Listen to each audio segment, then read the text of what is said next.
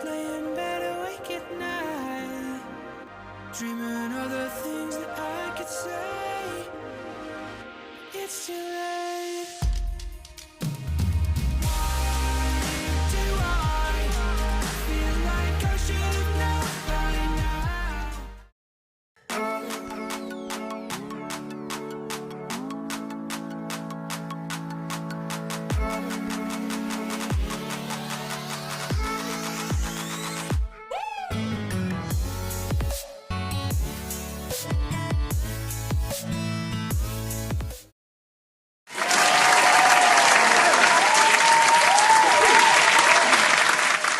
Hello everyone! Welcome back sa aking channel. And for today's video guys, ipapakita ko sa inyo kung ano nga ba yung quality ng nabili kong phone stabilizer or phone holder. So, ano sana yung bibilhin ko? Yung GoPro. Kaso yung yung Hero 11, super mahal. Parang hindi na kaya ng budget. So, tinry ko muna kasi nga yung based sa mga reviews, maganda daw gamitin yung ganito. So, itatry natin. Tinry ko kaya bumili ako. So, itatry natin yung quality ng Osmo Mobile SE6.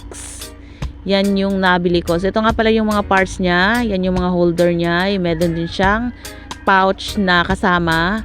At meron din siyang charger. So, dito siya ikakabit yung hinawakan ko. So, ayan yung cord ng charger. Ito yung holder niya or stand.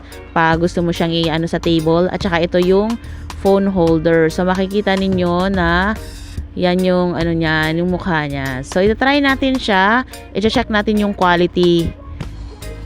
So, dito nga guys, ipapakita ko sa inyo kung ano nga yung quality niya pag yung phone stabilizer yung ginamit natin. Kung ano nga ba yung difference niya sa yung mga videos na hindi tayo gumagamit ng phone stabilizer. At disclaimer lang din guys, merong mga parts ng video na parang siya, na umaalog-alog ng konti. Kasi nga, pag in-off ko yung video, nakakalimutan kong i-on or i-click yung yung FPV mode. Yung FPV mode kasi yan yung yung mode ng stabilizer ng phone holder na kahit nakasakay ka sa motor or nakasakay ka ng sasakyan, kahit umaalog-alog yung sinasakyan mo, hindi talaga maano yung video, hindi siya pangit tingnan, smooth yung niya, yung quality. So disclaimer lang, kung makikita ninyo na meron siyang mga parts na parang siya, parang umaalog-alog yung video. First time ko kasi tinry to, tinetest ko muna kasi hindi pa ako marunong gumamit. So far, 100% super talaga ako. Satisfied sa quality ng phone stabilizer na to. So if gusto nyong itry, kasi nga medyo mahal yung GoPro, so pwede na namang itry siya. Lang naman siya, medyo kaya lang naman ang budget. Yung mga lang, nasa 5,000 lang siya.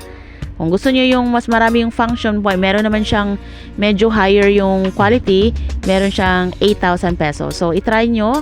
Baka magustuhan nyo yung quality ng video.